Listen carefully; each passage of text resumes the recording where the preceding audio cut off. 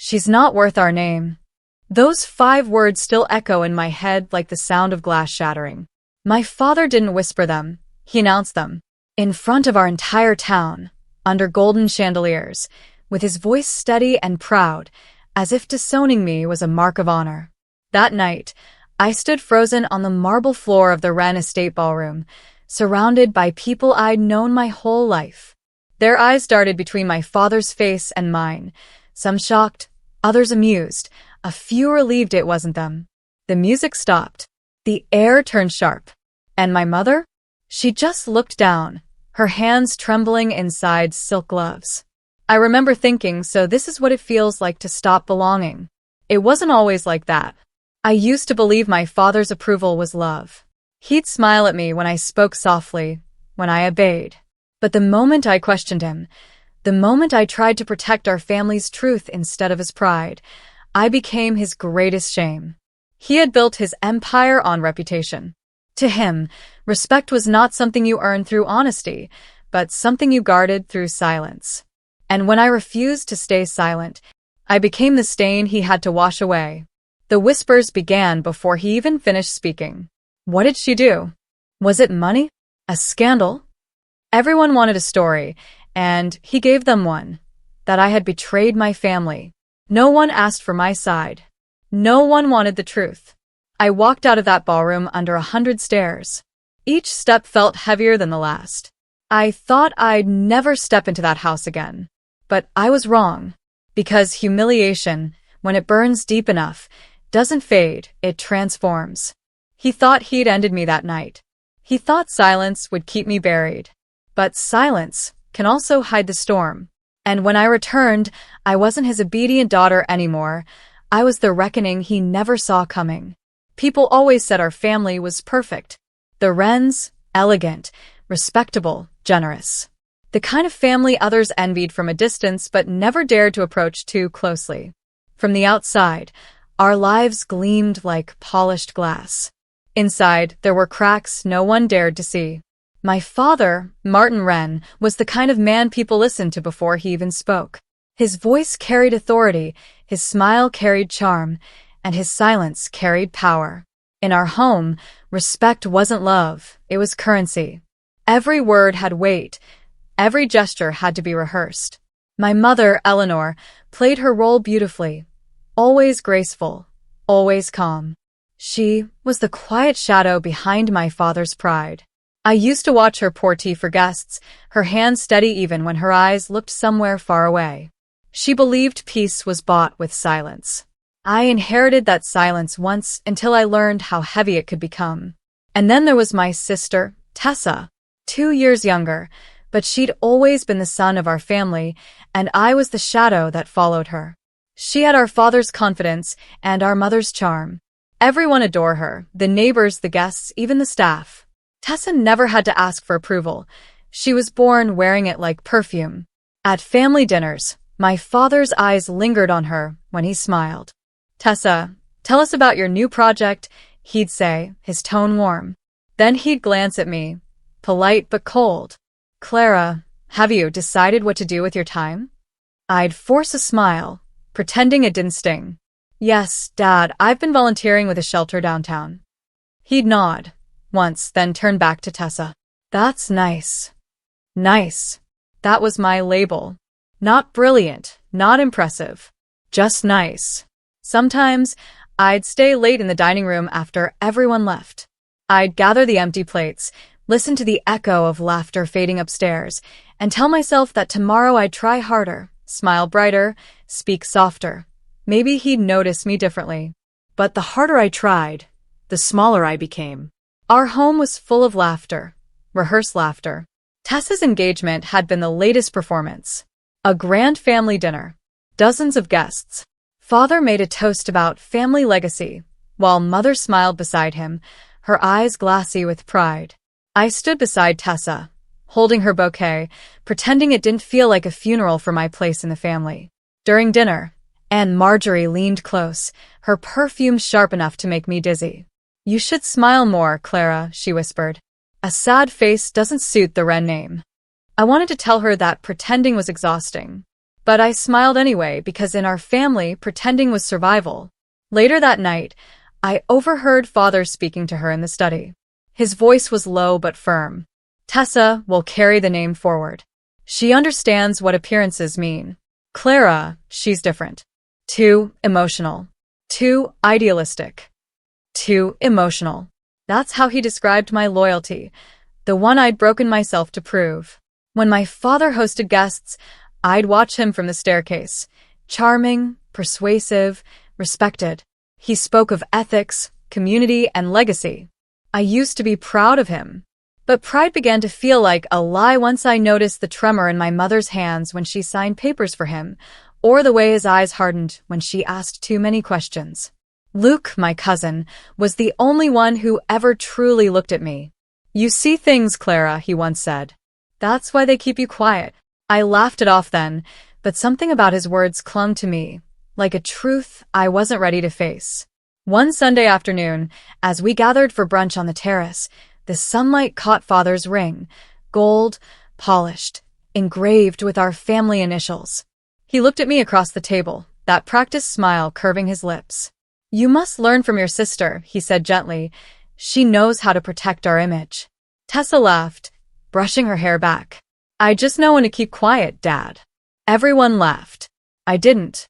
In that moment, I saw it, the truth behind our perfect family. Silence wasn't peace. It was control. And love was conditional. As the plates clinked and the chatter grew louder, I realized something had shifted inside me. I wasn't angry, not yet. But a quiet storm began to stir. Dialogue. "If being silent is what earns your love," I whispered to myself, then maybe I was never loved at all. I still remember the smell of old paper and dust the night everything changed. My mother had left the study light on, unusual for her.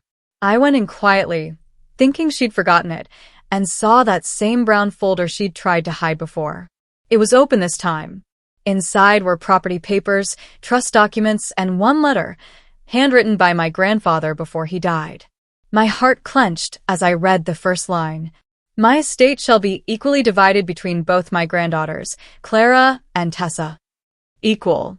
That word stunned me, because Father had always made it sound like Tessa was the rightful heir, the only heir. He'd said it so many times that I'd accepted it, like everything else. I flipped through the rest of the pages, realizing some were missing, replaced with typed versions, newly signed. My father's handwriting marked the corners. My mother must have seen me then because she whispered, trembling, "Clara, put it back.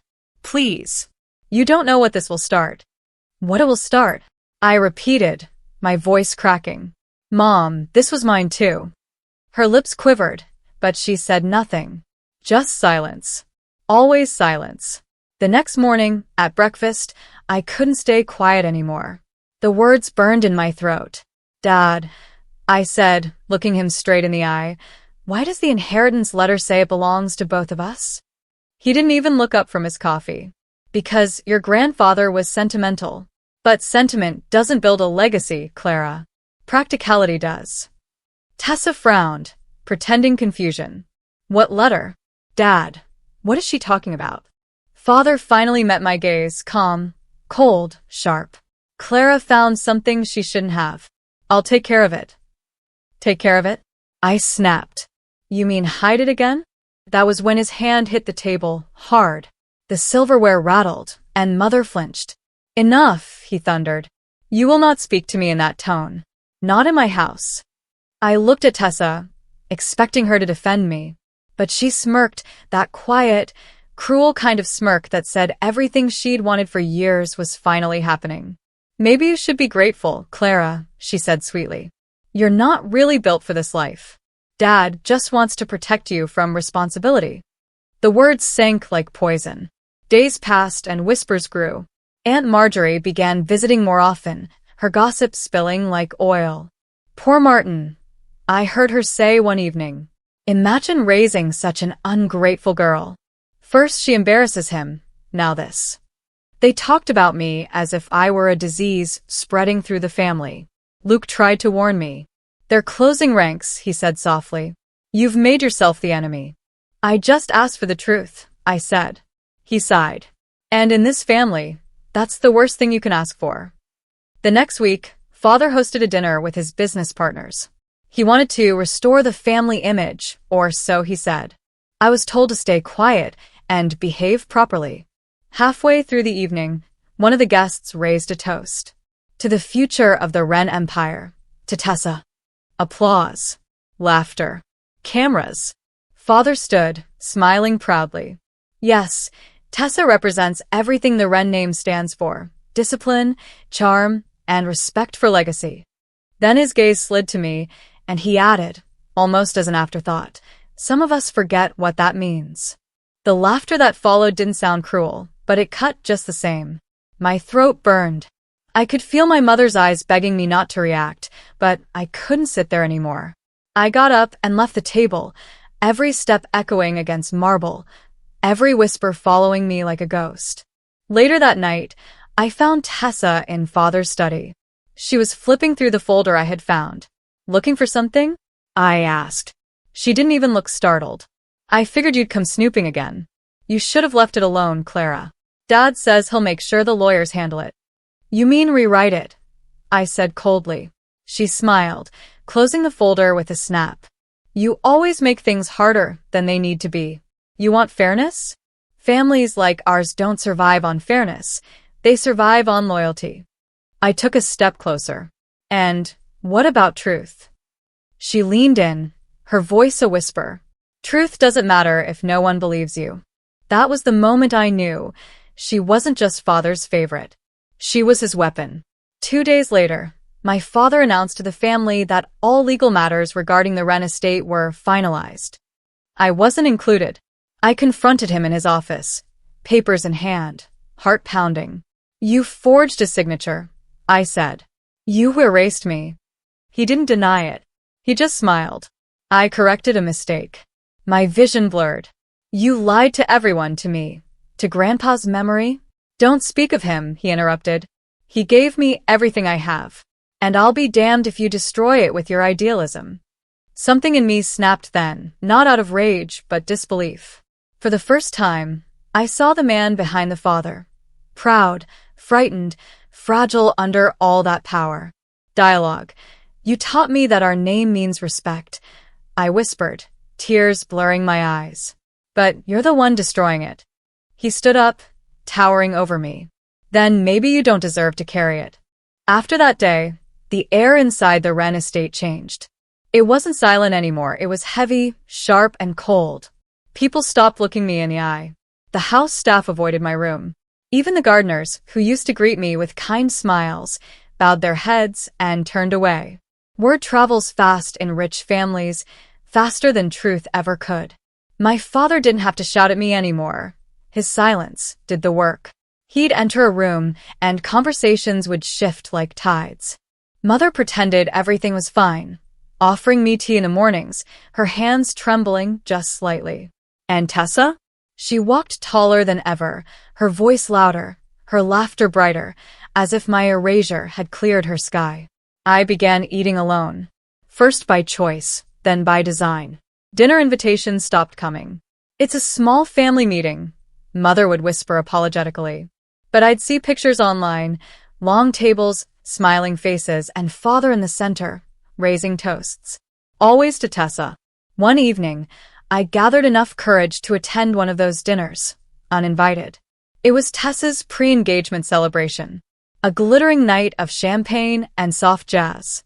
The chandeliers sparkled like tiny suns, but I felt the chill of 1,000 invisible eyes.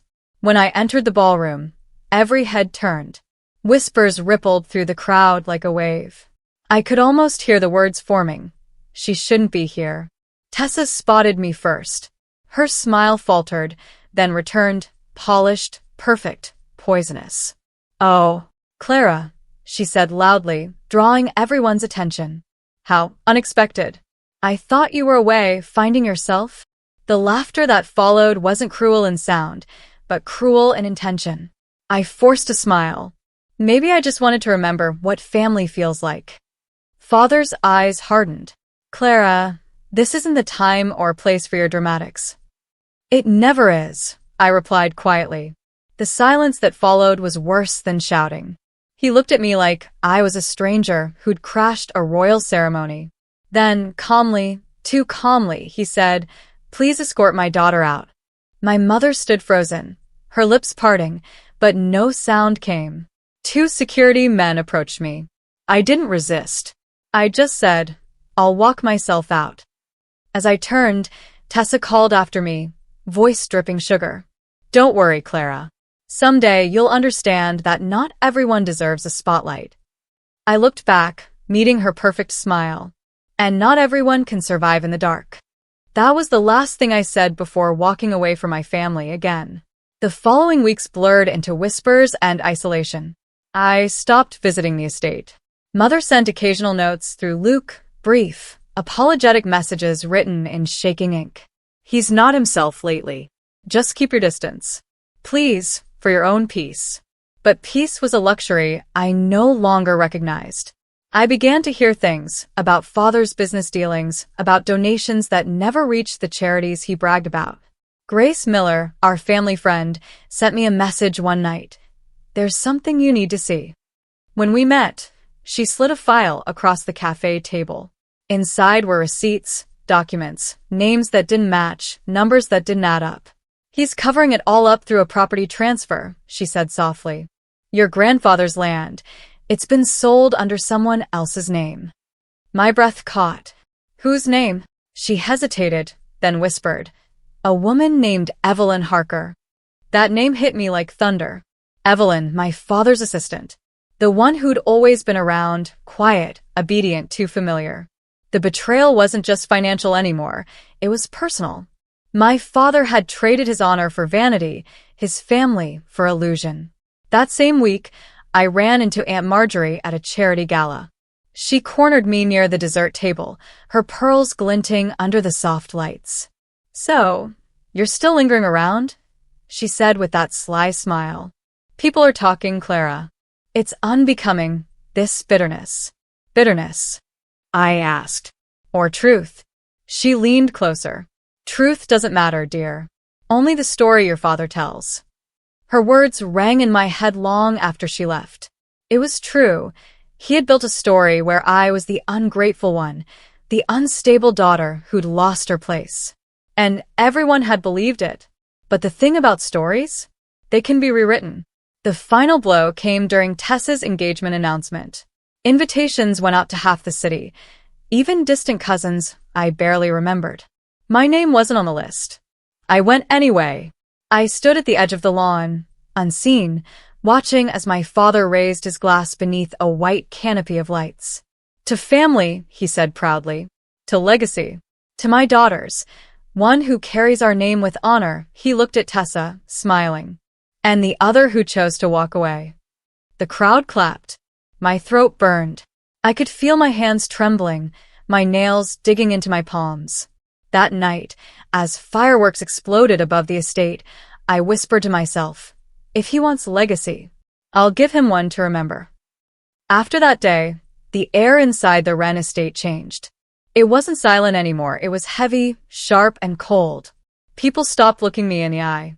The house staff avoided my room. Even the gardeners, who used to greet me with kind smiles, bowed their heads and turned away. Word travels fast in rich families, faster than truth ever could. My father didn't have to shout at me anymore. His silence did the work. He'd enter a room, and conversations would shift like tides.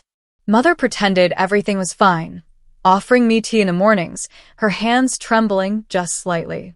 And Tessa? She walked taller than ever, her voice louder, her laughter brighter, as if my erasure had cleared her sky. I began eating alone. First by choice, then by design. Dinner invitations stopped coming. "It's a small family meeting," Mother would whisper apologetically. But I'd see pictures online, long tables, smiling faces, and Father in the center, raising toasts. Always to Tessa. One evening, I gathered enough courage to attend one of those dinners, uninvited. It was Tessa's pre-engagement celebration, a glittering night of champagne and soft jazz. The chandeliers sparkled like tiny suns, but I felt the chill of 1,000 invisible eyes. When I entered the ballroom, every head turned. Whispers rippled through the crowd like a wave. I could almost hear the words forming. She shouldn't be here. Tessa spotted me first. Her smile faltered, then returned, polished, perfect, poisonous. "Oh, Clara," she said loudly, drawing everyone's attention. "How unexpected. I thought you were away, finding yourself." The laughter that followed wasn't cruel in sound, but cruel in intention. I forced a smile. Maybe I just wanted to remember what family feels like. Father's eyes hardened. "Clara, this isn't the time or place for your dramatics." "It never is," I replied quietly. The silence that followed was worse than shouting. He looked at me like I was a stranger who'd crashed a royal ceremony. Then, calmly, too calmly, he said, "Please escort my daughter out." My mother stood frozen, her lips parting, but no sound came. 2 security men approached me. I didn't resist. I just said, "I'll walk myself out." As I turned, Tessa called after me, voice dripping sugar. "Don't worry, Clara. Someday you'll understand that not everyone deserves a spotlight." I looked back, meeting her perfect smile. "And not everyone can survive in the dark."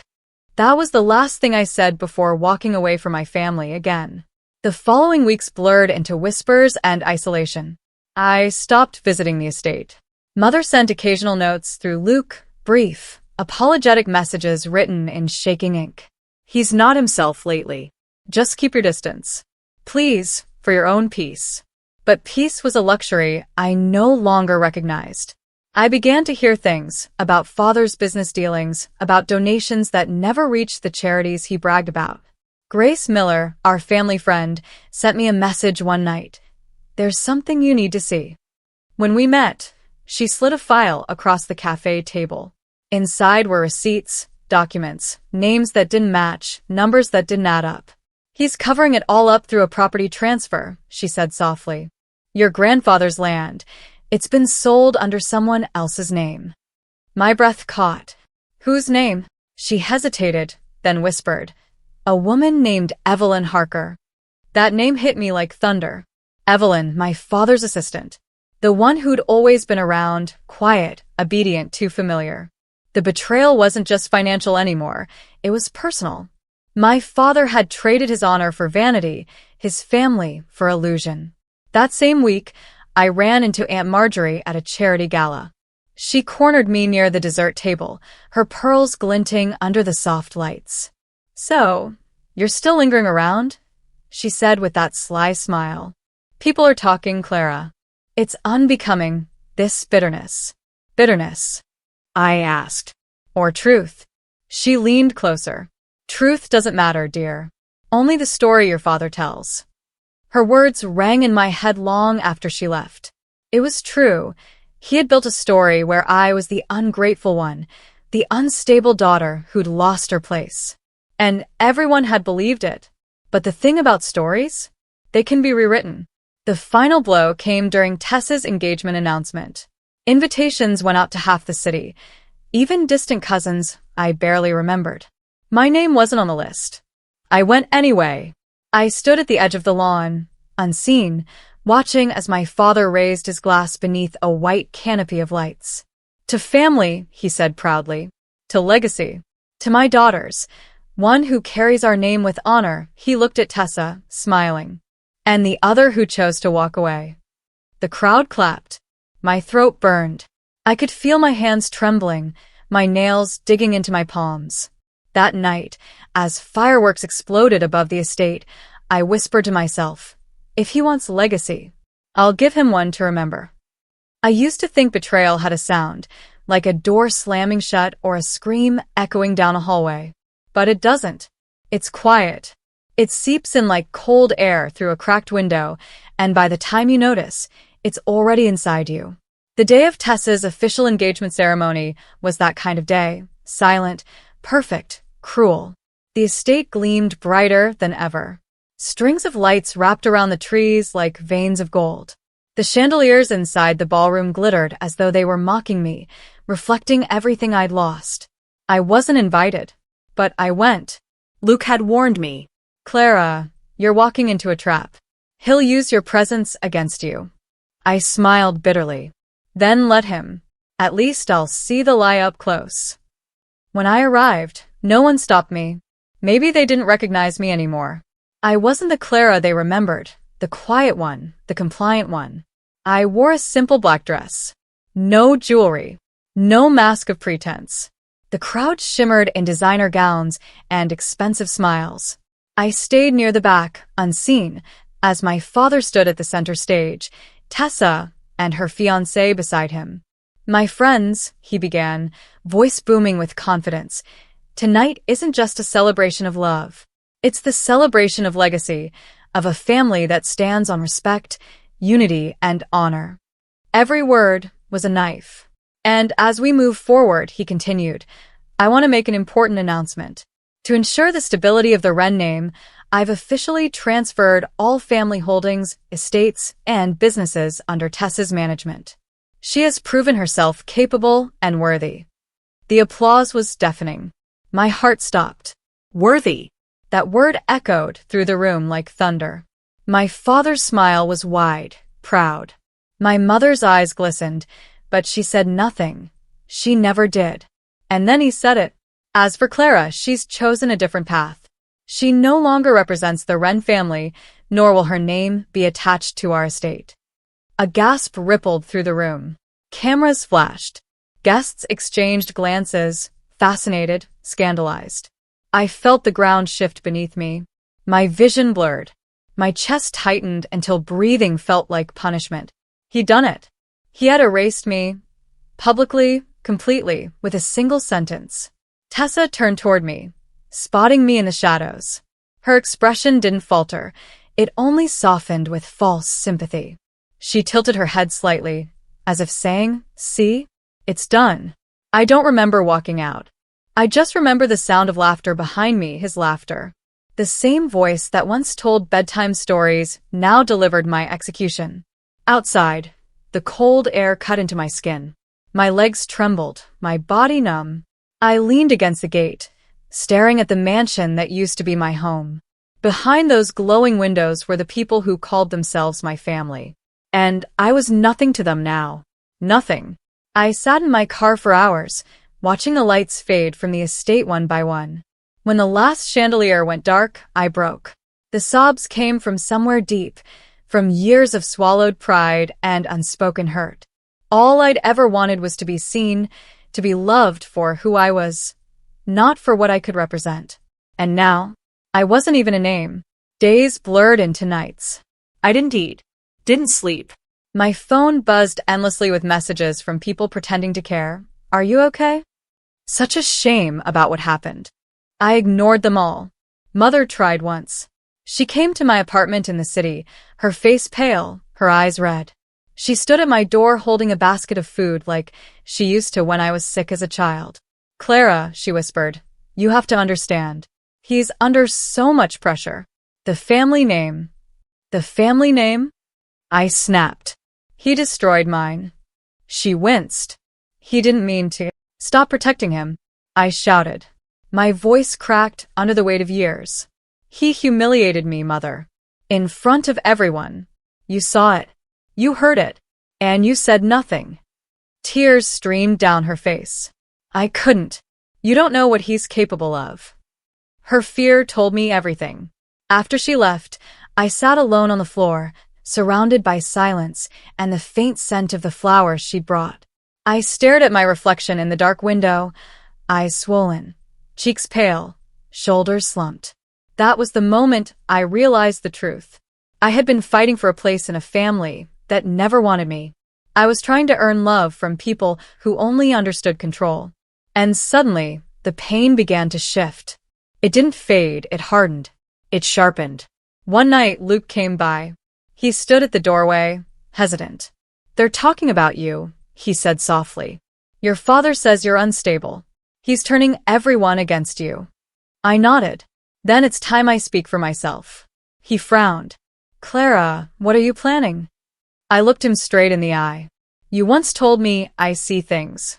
Now I'm going to make them see what I've seen. He hesitated, studying my face. You don't want to hurt them, do you? My voice was calm, steady, almost foreign to my own ears. No. I want the truth to hurt them. That night, I went back to the folder Grace had given me, the financial papers, the property records. I read every line until my eyes burned. There it was, Evelyn Harker's signature.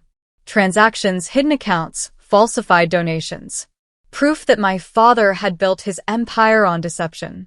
Every secret he'd buried, I was holding in my hands. And for the first time, I didn't feel powerless. I felt purpose. The next morning, I woke before dawn. The city was quiet, the kind of quiet that feels like anticipation. I opened the curtains, watching the first streaks of light cut through the darkness. Justice doesn't scream, I whispered to myself. It waits. And when it comes, it doesn't knock, it walks right through the front door. I folded the papers neatly, tucked them into a leather folder, and slipped them into my bag. My hands didn't shake. My heart didn't race. The fear was gone. All that remained was certainty. They took my name from me, but now I'll make sure the world remembers theirs for what it truly is. For days after I folded those papers into my bag, I did nothing but sit with them like they were a living thing. I'd hold them to my chest and remember the warm weight of my grandfather's handwriting, the promise of equal shares, and then the cold ink where my name had been erased. Pain had sharpened into something useful, a map. Rebuilding didn't begin with bravado. It began with small, private acts of reclaiming myself. I stopped hiding. I changed my routine, started going to the library at dawn to read legal guides, and spent evenings with Luke and Grace, learning the edges of what they'd found. Luke taught me how to look for patterns in accounts. Grace showed me how a single misplaced receipt could become a chain of proof. Each small lesson took away a piece of the panic and left determination behind. Are you sure you want to do this? Luke asked once, watching me mark dates and signatures with a red pen. His voice was full of worry and something like faith. Yes, I said quietly. I'm not trying to ruin anyone for sport. I'm trying to restore the truth. I needed allies beyond their whispered sympathy. I needed someone who could move a story into daylight, a trustworthy journalist or an attorney who wouldn't be bought. Grace introduced me to Mara, a reporter who had a reputation for exposing the kind of donations that disappeared into empty accounts. Mara smelled of coffee and quiet fury. She asked sharp questions and didn't flinch at names. I watched her read the documents and felt, for the first time, the small, electric stir of hope. But exposing my father wouldn't be a simple handoff. Martin had built walls, legal teams, loyal board members, and a network of polite power that closed ranks the moment a storm blew in. That meant my plan had to be surgical. It had to be public enough to force reaction, precise enough to leave no room for easy denials. Step 1. Documentation. I copied every file, scanned each signature, matched bank transfers to shell accounts and to Evelyn Harker's name. I traced the property deeds that had been transferred, and I found a pattern of falsified charity receipts timed to pristine press events. Every lie had a paper trail. Step 2. Leverage. I needed one thing that would make friends of my father's allies look elsewhere, a scandal that would hurt their reputations too if they didn't act. The property deed linking the charity to a private holding was one piece. The other was a recording Grace had given me. A casual phone call where father spoke with Evelyn about moving funds before the board sees. It wasn't glamorous, but it was his voice, saying what the papers showed. If Mara ran the story with both documents and the recording, the Wren image would be exposed beyond repair. Step 3. Timing. I listened to my father's calendar through the people who still moved in his orbit. Tessa's next major event, a foundation luncheon where she would be honored for philanthropy, looked like the perfect stage. It would be full of the Wren supporters, the local press, and the very donors whose names were being misused. If the truth surfaced there, the reaction would be immediate and public. No quiet corrections afterward, no private settlements that silenced the town. Emotionally, this plan felt like walking a narrow bridge. Part of me wanted to tell my mother everything and beg her to join me. Another part wanted to shield her from the fall. I visited her anyway, bringing coffee and neutral words, watching the lines on her face deepen with fear and love. She couldn't sign on, but her hands trembled as she touched the folder. "If you do this," she whispered, "promise me you won't become him." "I promise," I said. I meant it. This wasn't about vengeance that mirrored his cruelty. It was about truth, and about respect for myself. Danger threaded through every decision. Luke worked to secure digital backups. Grace arranged discreet meetings with Mara. I rehearsed what I would say if confronted. My nights filled with lists and contingencies. What if the recording was dismissed as manipulated? What if my father used a legal gag order? What if Tessa cried on stage and everyone forgave her because they wanted the story to go away? I prepared answers to all of it. There was a quieter risk, losing whatever remained of my family for good. I had already lost a name. Exposing the truth would burn bridges that might never be rebuilt. But the thought of living under his lie for the rest of my life felt worse than the ruin I might cause. On the eve of the luncheon, my hands no longer trembled when I sealed the envelope containing the copies of the deeds and the recorded call. I slid one folder to Mara, another to Luke to hold, and kept one pouch in my bag, a failsafe. Standing outside the hall that evening, I could see the warm lights, the familiar faces, the banner that read Wren Foundation Luncheon. My chest tightened, but this time it wasn't panic. It was focus. "Tonight we find out if truth has a louder voice than money," I told Luke, who nodded, eyes bright with an alliance forged in pain. As I pushed the heavy doors open, the music swelled inside, and my heart answered it like a drum. For a moment, I wondered if I had the courage to follow through. Then I thought of the scraps of my grandfather's letter and felt something steady in my bones. I stepped into the room, and the rest would be decided under that chandelier. The night of the luncheon felt like a storm pretending to be calm. The ballroom shimmered in gold and ivory, filled with the scent of roses and the quiet murmur of polished voices. Tessa stood at the center, radiant in a silver gown, her fiancé beside her, our father proud and immovable like a statue carved from pride itself. The banner above read the Wren Foundation, building legacies that last. I stood by the doors, unnoticed, watching the illusion unfold one final time. The waiters glided, the guests smiled, and the sound of forks against china sang like false applause. I could feel my heartbeat sinking with the rhythm, steady, deliberate, waiting. The speeches began. Father took the stage first, his voice rich and commanding. "My friends," he said, "tonight we celebrate integrity, a family's duty to give back, to lead with honor." He didn't even flinch when he used the word honor. He looked at Tessa, his pride, his proof, and smiled. "My daughter has shown what true devotion looks like. She is the heart of this foundation, the living example of our values." Applause. Cameras flashed. My palms burned. Then Tessa took the microphone. "Thank you, Father. Everything I know, I learned from you. About leadership, legacy, and how to protect what matters most." The room clapped again, soft and adoring. I saw my mother seated near the front, small and pale, her eyes fixed on the floor. She looked like someone holding her breath underwater. That was my cue. I stepped forward. The sound of my heels against marble cut through the applause. Slowly heads turned. Murmurs rose. Tessa's smile wavered. My father's face froze, not in surprise, but in fury barely masked by civility. "Clara," he said sharply, "this is not your place." "Not my place," I echoed, my voice calm but carrying. "That's what you've told me all my life." The room went silent. Only the chandeliers seemed to hum above us. I walked toward the stage, my bag clutched in one hand. "But tonight, Father, I'm taking back my place and my name." Gasps rippled through the crowd. My father's smile returned, brittle and tight. "Enough of this.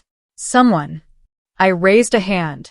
"Before you send your guards again, you might want to hear what your guests are about to see." I pulled the small speaker from my bag and set it on the podium. My voice didn't shake. "You've always said our family stands for respect and truth. Let's test that, shall we?" I pressed play. A crackle of audio filled the room. Then came his voice, unmistakable, confident, Careless. Move the donation funds before the board sees. Use Evelyn's account again. Silence. A heartbeat later, the ballroom erupted. Gasps, whispers, phones lifted, faces turning toward him in disbelief. Tessa stepped forward, her face pale. "Dad, what is that?" "That's not." "It's a lie," he snapped. "It's manipulated." But I was already opening the folder, spreading papers across the podium. "These are the records," I said. "The falsified donations. The forged deeds. The proof that your honor, the one you humiliated me to protect, was built on fraud." I lifted one of the letters, the one signed by our grandfather, the real one. This was his will. He wanted fairness. "You erased that too." My mother gasped softly, a sound that cracked like glass. For the first time, my father looked small. His lips moved, but no words came. Around us, the crowd murmured, old allies turning, reporters recording, reputations shifting like sand. Tessa reached for the mic. "You can't just barge in and—" "Don't," I said quietly, meeting her eyes. "You knew, didn't you? You helped him hide it." Her silence was answer enough. I turned back to the crowd. "You all admired him. You called him generous, respectable. But this is the truth behind the name you've worshipped." Someone clapped. Then another.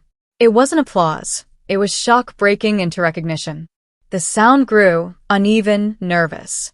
Father slammed his hand on the podium. "Enough. You ungrateful." I cut him off. "You disowned me to protect a lie. You said I wasn't worthy of our name. But tell me, Father, who's unworthy now?" The words hung there, raw and electric. He tried to speak again, but his voice cracked. His empire, his illusion, everything he'd built on fear and pride, it was unraveling before him. Mother rose from her seat, tears on her cheeks. "Martin," she whispered, "you did this." He looked at her, truly looked at her, and for the first time, I saw the flicker of something like regret in his eyes. But it was too late. Mara stood in the back, recording. Reporters whispered into phones. Tessa's fiancé stepped away, his face white. The guests began leaving, not in outrage, but in quiet disbelief. The Wren name, the empire of image, had fallen under the weight of its own lie. I turned to my father one last time. "You taught me to protect the family name," I said softly. "I just did, by freeing it from you." He sank into his chair, his shoulders slumped, staring at the papers scattered before him. The proud patriarch reduced to silence, the same silence he'd once used as his weapon. I took my mother's hand and led her toward the doors. The air outside was cold, clean, real. Behind us, the murmurs faded into a single truth that would spread through every hallway and headline by morning. The Wrens were exposed. He once said I wasn't worth our name, but tonight, our name finally meant something honest because I spoke. The morning after the luncheon, the world felt different. Quieter, lighter, almost fragile. The news had already spread. Headlines flashed across screens. Wren Empire exposed in charity fraud scandal. My father's name, once synonymous with dignity and wealth, now hung in the air like ash after a fire. I sat by the window of my small apartment, watching the sun rise. The city below was waking up, ordinary and unbothered. For the first time in years, I wasn't waking up to fear or silence. I was simply awake. I thought of the estate. I imagined my father sitting in his study, staring at the same desk where he'd once torn my name from those papers. Maybe the walls that had always protected him finally felt like a cage. Mother called that afternoon. Her voice trembled, softer than I'd ever heard it. "Clara, it's done. The board has suspended him. The charities are auditing every fund. He hasn't left the house." I didn't ask if he blamed me. I already knew the answer. "Are you all right?" Asked instead. There was a long pause. Then she said quietly, "I think for the first time, yes." That was enough.